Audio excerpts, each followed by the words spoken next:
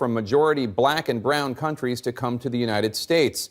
A source familiar with the remarks tells me that the conversation with the president, Trump administration officials, and a bipartisan group of members of Congress turned at one point to those immigrants here in the United States who have what's called temporary protected status, specifically Salvadorans, Hondurans, and Haitians.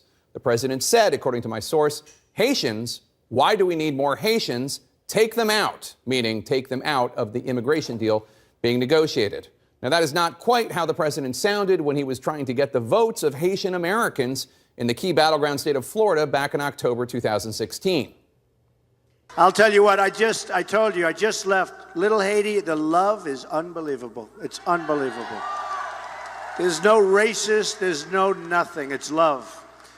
They want solutions. They want better lives, not more petty attacks from failed and totally discredited politicians like crooked Hillary Clinton. And in the Department of Bad Timing today, in fact, this very hour, is the 8th anniversary of the devastating Haitian earthquake that killed at least 220,000 people and prompted the United States to welcome almost 59,000 Haitians under temporary protected status. Now, at another point in the conversation, my source tells me, and parents might want to hit the mute button for the next few minutes, the topic turned to the diversity lottery program and people coming from Africa. And that's when President Trump asked, as first reported in the Washington Post, why are we having all these people from shithole countries come here, unquote. The president then suggested the United States would be better with more immigrants from places such as Norway instead of Africa. A White House official tells CNN that the president took a victory lap last night, calling friends and allies to get their opinion on the breaking news. Well, you know who loved the news? Racists. Racists such as David Duke tweeting Trump spoke blunt, hard truth. And racists such as Richard Spencer saying of Haiti, quote, the problem is it's filled with shithole people. If the French dominated, they could make it great again. Hashtag make Haiti great again. The neo-Nazi Daily Stormer website said, quote, this is encouraging and refreshing as it indicates Trump is more or less on the same page as us. With regards to race and immigration, the real issue is all of these shitty brown people who come to the country exclusively to parasite off of us, unquote, and disgusting. This morning, however, the president tweeted, quote, the language used by me at the DACA immigration meeting was tough, but this was not the language used.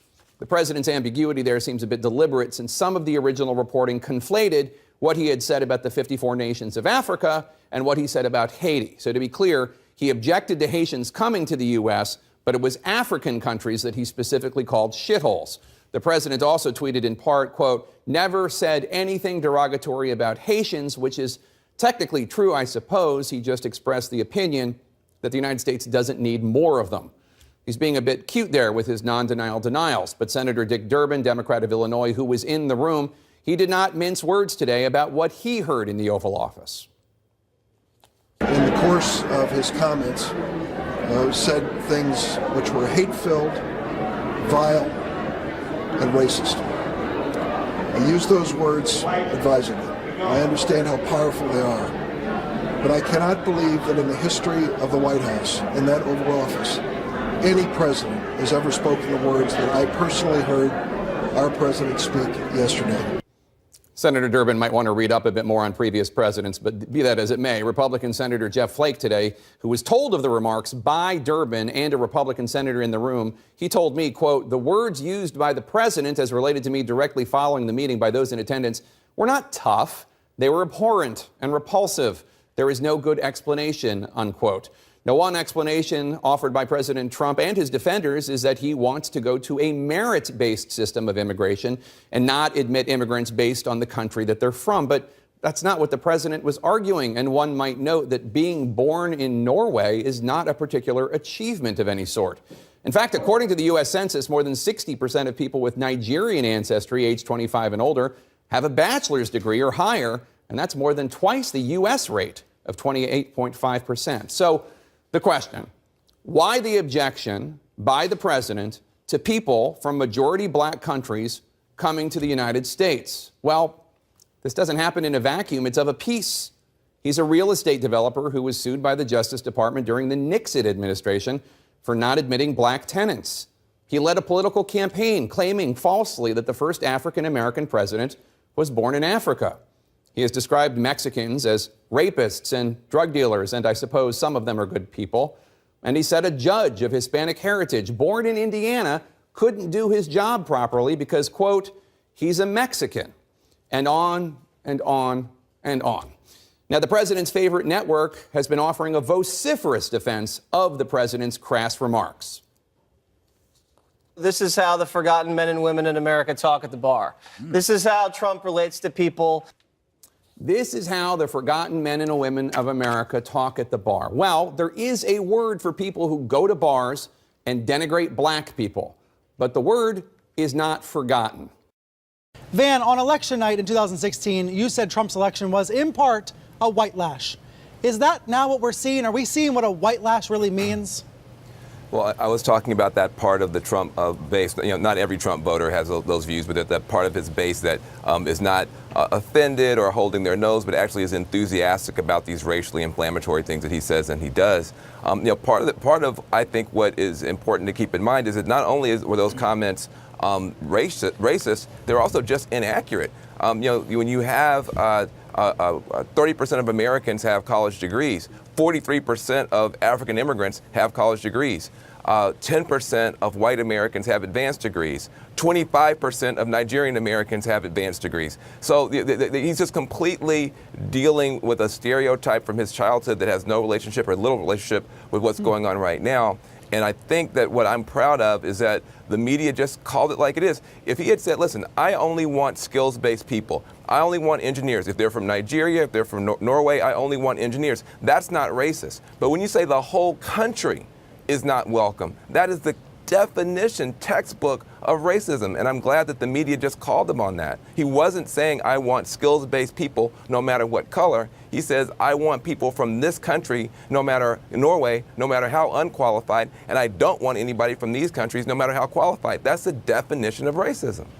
What I saw on television, especially on CNN and MSNBC, were anchors and reporters standing up for American values, saying, I'm an immigrant, or my family came from so-and-so country. They were almost kind of asserting leadership because the president doesn't assert leadership. They were trying to stand up for what makes America, America. That's what I saw. Is that what you saw, Van? I mean, that is what I saw, and I was actually proud to be a part of the profession. I mean, here's the thing. You know, obviously, it's not the job of the news media to lead political causes and political crusades, but the fundamental core value and ethic of the United States is this idea that it doesn't matter who you are, where you came from, you can make it here. You don't have to be rich to be worthy. You don't even have to have a college degree. I was talking about college degrees. You don't even have to have a college degree to be worthy. And had you not let quote-unquote shithole people come here, you wouldn't have the Kennedy family. You wouldn't have so many great families. And so that's who we are. And to have the President of the United States back away from that and to do it in such an offensive and vulgar and low way, I think it's objectively the case that what he said was racist. And I'm glad that the media held that line. It's notable that it leaked out, and we're going to talk about the role of leaks in a moment. But David, what about the idea that if anchors on this channel or other channels stand up for American values, talk about the Statue of Liberty, et cetera, that comes across to some viewers as if the press is the opposition to President Trump? Well, and Trump, and you know what, Brian, Trump will play that. I mean, Trump and his people will play that, play that as if he's being attacked.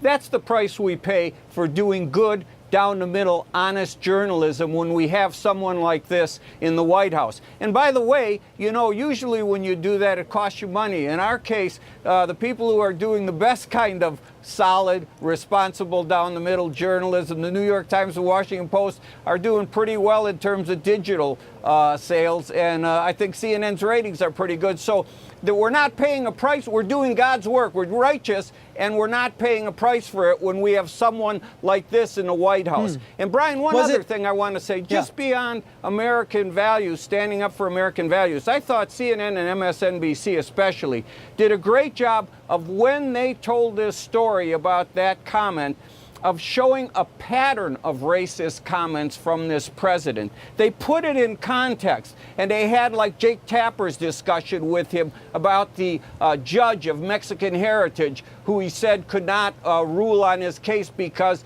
he was Mexican American.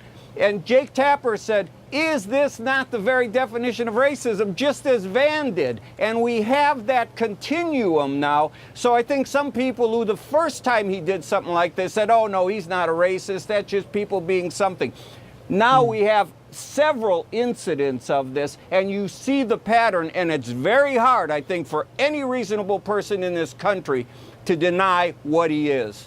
And funny, journalism is doing that, yes. Some critics say 2 years ago this pattern was already obvious. Why did the press take so long to pay close attention to it? On the other side, you have a lot of people defending him, saying just calling him racist is an exaggeration, an overreaction. Van, what about the language here? Look, I've got an 8-month-old daughter at home now. I think about what she's hearing when the television's on.